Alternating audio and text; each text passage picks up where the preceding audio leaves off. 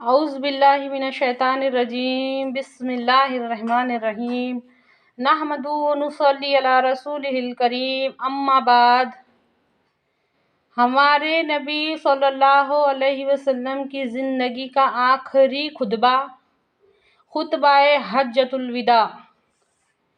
اچھی طرح سے ذہن میں بٹھانے کی کوشش کیجیے اس بات کو۔ ہمارے نبی صلی اللہ علیہ وسلم کی زندگی کا آخری خطبہ حجۃ الوداع 1.25 لاکھ لوگوں کا مجمع جمع ہے۔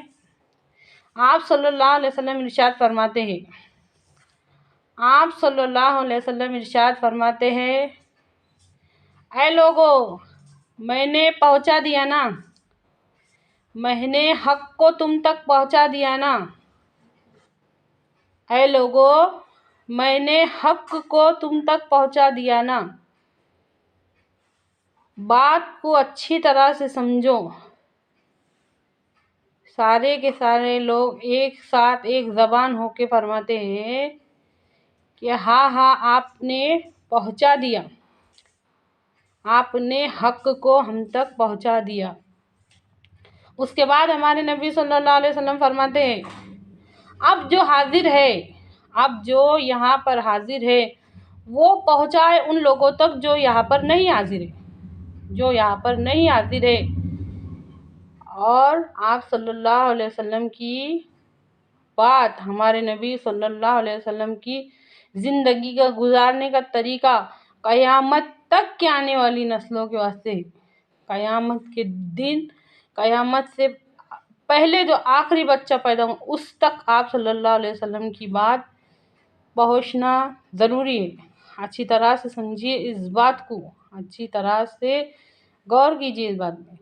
نعوذ باللہ، ہماری زندگی ہمارا ایک ایک عمل بتا رہا ہے کہ ہم تک پوری بات نہیں پہنچی، ہم تک پوری بات نہیں پہنچی۔ اچھی طرح سے غور کیجیے اس بات کو۔ میں پہلے بھی کہہ چکی ہوں کہ ہمارے نبی صلی اللہ علیہ وسلم برائی پر بھلائی کا غلبہ کرنے کے واسطے بھیجے گئے ہیں۔ ہر برائی کے بدلے بھلائی، ہر برائی کے بدلے بھلائی، ہر برائی کے بدلے۔ ہمارے نبی صلی اللہ علیہ وسلم کو نبوت ملنے سے پہلے، نبی بنائے جانے سے پہلے زمانے جاہلیت میں جو برائی ہوتی تھی اس کے بدلے بھلائی، اس کے بدلے بھلائی، اس کے بدلے بھلائی۔ میں ہر بھلائی کی تکمیل کے لیے بھیجا گیا ہوں، میں ہر بھلائی کی تکمیل کے لیے بھیجا گیا ہوں۔ ہمارے نبی صلی اللہ علیہ وسلم فرماتے ہیں کہ میں ہر بھلائی کی تکمیل کے لیے بھیجا گیا ہوں۔ اللہ کے واسطے بات کو سمجھو۔ ظلم کا کیا علاج ہے ہمارے پاس؟ ناانصافی کا کیا علاج ہے ہمارے پاس؟ بے رحمی کا کیا علاج ہے ہمارے پاس؟ قطع رحمی کا کیا علاج ہے ہمارے پاس؟ سوچ کے دیکھو۔ نفرت کا کیا علاج ہے؟ سوچو۔ یہ سب باتوں کا علاج نہیں ہے ہمارے پاس۔ کیوں؟ یہ دین میں نہیں ہے، دین میں نہیں ہے، یا پھر نعوذ باللہ ہمارے نبی صلی اللہ علیہ وسلم یہ پہنچانا بھول گئے۔ کیا سمجھ رہے اسلام کو؟ ہمارے نبی صلی اللہ علیہ وسلم نے ہر برائی کے بدلے بھلائی سکھا کے گئے، ہر برائی کے بدلے بھلائی سکھا کے گئے۔ ہمارے نبی صلی اللہ علیہ وسلم کا ارشاد ہے کہ میں ہر بھلائی کی تکمیل کے لیے بھیجا گیا ہوں۔ شرک کے بدلے توحید، ظلم کے بدلے انصاف، بے رحمی کے بدلے رحم۔ سمجھو اچھی طرح سے۔ حیوانیت کے بدلے انسانیت۔ سب ہر چیز کا اگینسٹ کر کے دیکھو اور ہر چیز سوچ کے دیکھو، ہر چیز سکھا کے گئے ہمارے نبی صلی اللہ علیہ وسلم۔ کیا ہو رہا آج دنیا کے اندر؟ کیا ہو رہا؟ کہاں ہے اسلام؟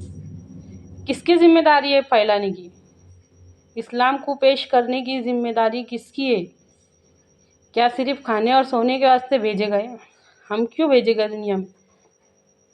ہماری زندگی کا کچھ مقصد ہے کہ نہیں ہے؟